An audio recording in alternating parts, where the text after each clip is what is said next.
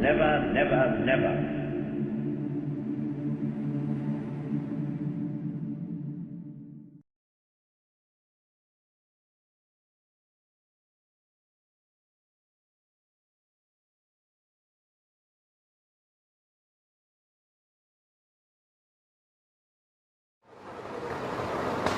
A farmer's duties to the nation didn't end with attempting to double crop production.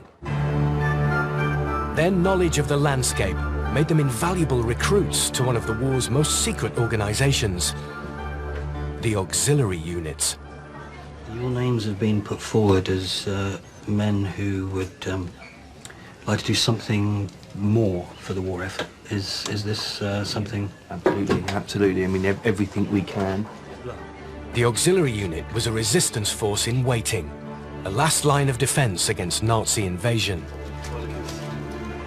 Steve Mason is an expert on the auxiliary units stationed here on the south coast. Do you think you could kill another man in cold blood? Tough. This is the sort of questions that were being put to people at the time, farmers. Absolutely, absolutely.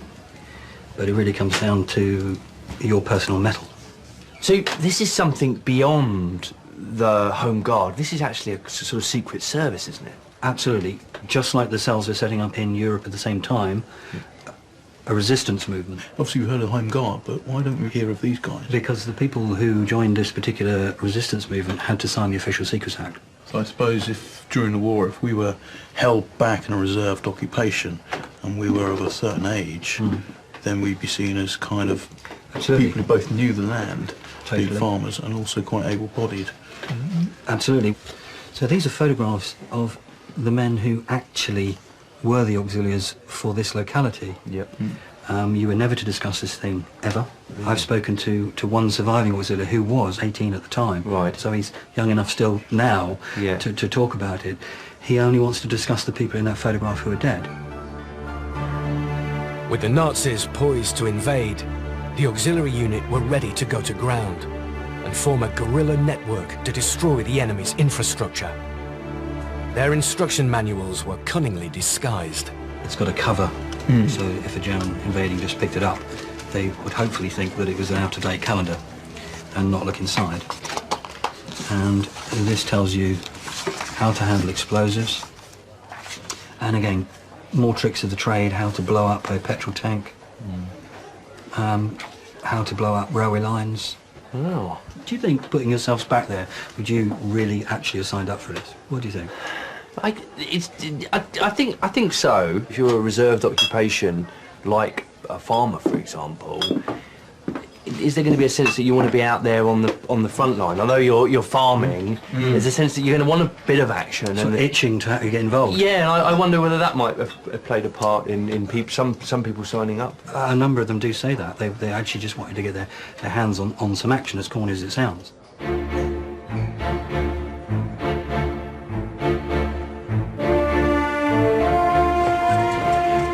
Unbeknown to the boys, like many farmers' wives, Ruth too has been conscripted into secret service.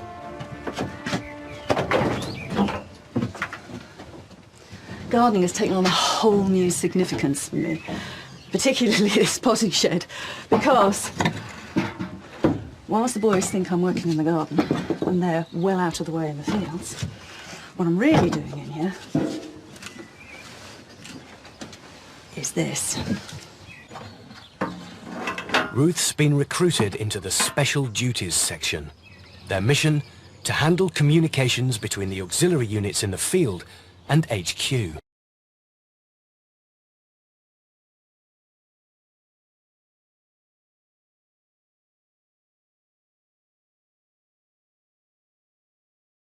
This is my aerial. About 3,500 people were involved. Vicars, barmaids, farmers, farmers' wives and housewives.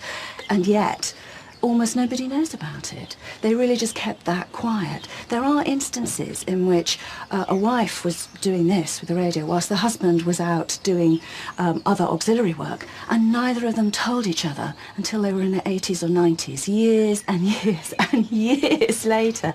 In some ways, I say it's comical. But it's also really serious. People were expecting to be invaded. They were expecting that this sort of work put their lives in serious danger.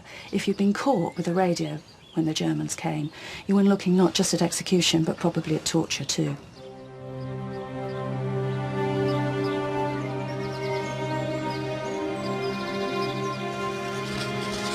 Informant confirms successful patrol, manoeuvre, 4 men, evidence of explosives, northwest of Arbowood.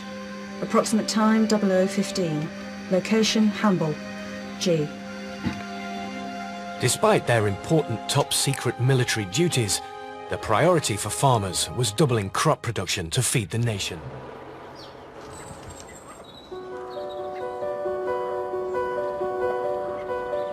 Next morning, Ruth is called into action by the Special Duties Section. Her mission? To pass a message on to the auxiliary unit. Hampshire, with its strategic ports of Southampton and Portsmouth, was a key target for invasion. So more auxiliary units were stationed here than any county in Britain. Military expert Gerald Sutcliffe is leading Alex and Peter's patrol. What we're going to now is an OB, an operational base. So we've got basically a little bunker where we've already got some equipment, munitions and rations in. Let's go and have a look at it now, shall we?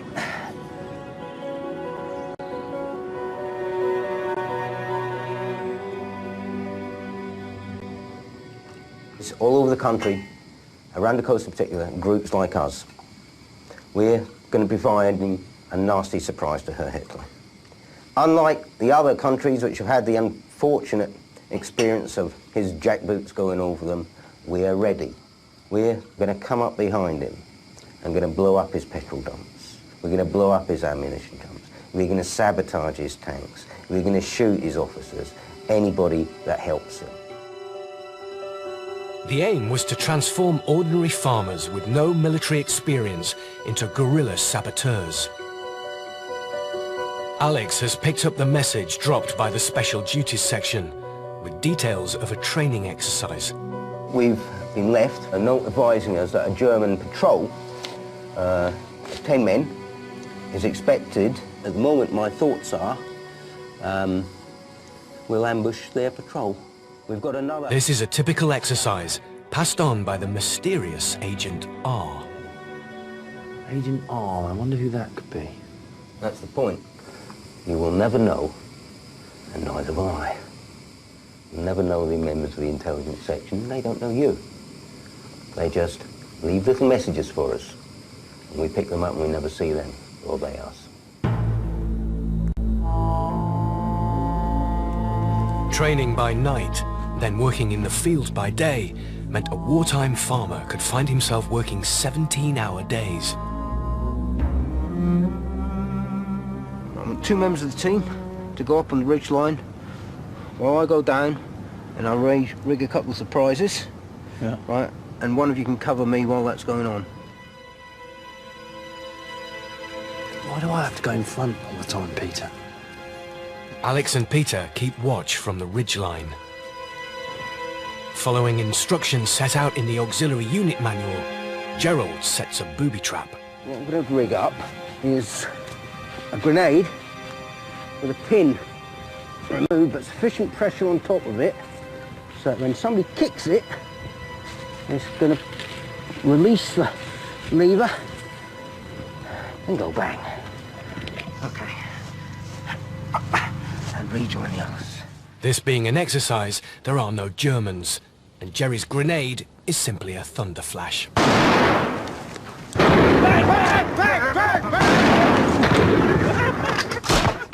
Stop! Well, good for a first attempt. You think so? I think so. They would have used all sorts of methods to simulate combat. Okay. I did it that way because you weren't expecting it, to add that bit of tension and realism. Yeah. So you were both conditioning us and testing us at the same time? Yes.